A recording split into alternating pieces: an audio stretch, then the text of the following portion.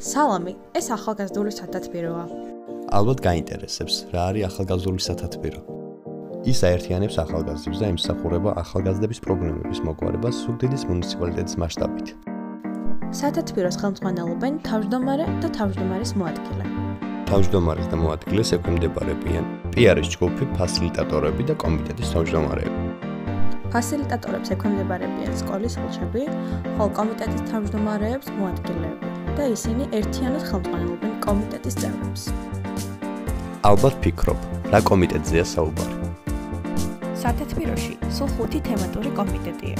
ესენია: განათლების, ეკოტურიზმის, ფოტომედია ხელოვნებისა და პიარის, სპორტისა და ჯანსაღი ცხოვრების წესის და ბოლოს ადამიანის უფლებებისა და გენდერული თანასწორობის კომიტეტი. ახლა კი დროა შევაჯამოთ ახალგაზრდული სათათბიროს სტრუქტურა. მას ასე თავმჯდომარის და მოადგილეს ექვემდებარებიან პიარის ჯგუფი, ფასილიტატორები, ხოლო ფასილიტატორებს სკოლის ელჩები. კომიტეტის თავმჯდომარეებს ექვემდებარებიან მოადგილეები, ხოლო მოადგილეებს კომიტეტის წევრები.